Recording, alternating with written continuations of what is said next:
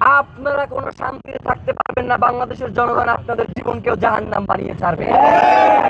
আপনারা গতকালকের যে বিবৃতি দিয়েছেন, সেই বিবৃতিতেই আপনাদের চোখে মুখে স্পষ্ট ভেসে উঠেছে যে আপনাদের কাছেই আসলে এর কোনো সুস্পষ্ট ব্যাখ্যা নাই। আপনারা এক এক সময় এক এক ধরনের কথা বলছেন।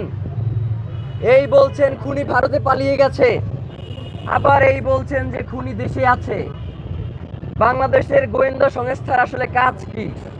ট্যাক্সের টাকায় বাংলাদেশের সবথেকে গুরুত্বপূর্ণ জায়গাগুলোকে দখল করে আরামায়েশ করার জন্যই কি আপনাদেরকে জনগণ এখানে বসিয়ে রেখেছে?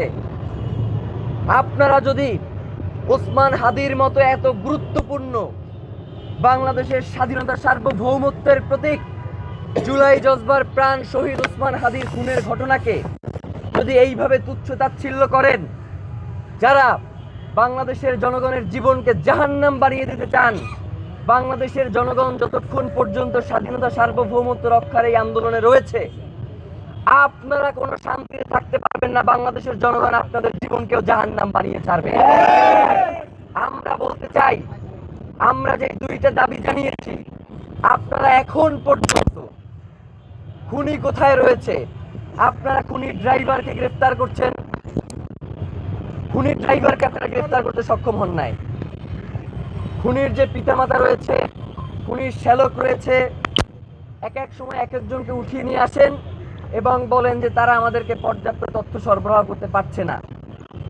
গোয়েন্দা সংস্থারা এবং যারা হচ্ছে তাদেরকে জিজ্ঞাসাবাদ করেন, আপনারা বলেন যে তারা সর্বোচ্চ তথ্য সরবরাহ করতে পারছে না, এবং আপনারা গুলি করা পরবর্তী সময়ে আমাদের কাছ থেকে তথ্য নিয়ে খুনিকে নিশ্চিত করবার চেষ্টা করেন। আপনাদের কাছে সেই ক্যাপাসিটিও নাই যে খুনিকে কিভাবে চিহ্নিত করা যায়। যতক্ষণ পর্যন্ত আমরা ইনকিলাব মঞ্চের পক্ষ থেকে আপনাদেরকে খুনিকে চিহ্নিত করে না দিতে পারছি, ততক্ষণ পর্যন্ত আপনারা খুনিকে চিহ্নিত করতে পারেন নাই, এবং পরবর্তী সময়ে আমরাই আপনাদেরকে বের করে দিয়েছি যে এই খুনের সাথে কারা কারা জড়িত রয়েছে, আপনারা বের করতে পারেন নাই। তাহলে তো এই গোয়েন্দা সংস্থা রাখবার কোনো দরকার নাই। ইনকিলাব মঞ্চকে বাংলাদেশের গোয়েন্দা সংস্থার দায়িত্ব দিয়ে দেন, যেহেতু সব কাজে ইনকিলাব মঞ্চেরই করা লাগতেছে। গোয়েন্দা তথ্য সরবরাহ থেকে শুরু করে সকল কাজ যদি ইনকিলাব মঞ্চই করে, তাহলে এই গোয়েন্দা সংস্থাগুলোকে বসিয়ে রাখবার তো কোনো দরকার নাই।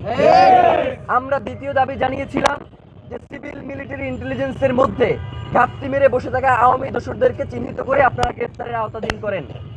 দ্বিতীয় নাম্বার দফা আপনারা কোনো উচ্চারণই করেন নাই, মানে ফাইজলামি নাকি?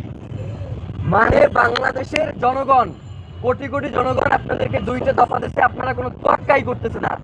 বাংলাদেশের জনগণ এই সরকারকে ঠিক নাই। এই সরকার যদি এই বিচার নিশ্চিত না করতে পারে, এই সরকারে থাকবার কোনো দরকার নাই।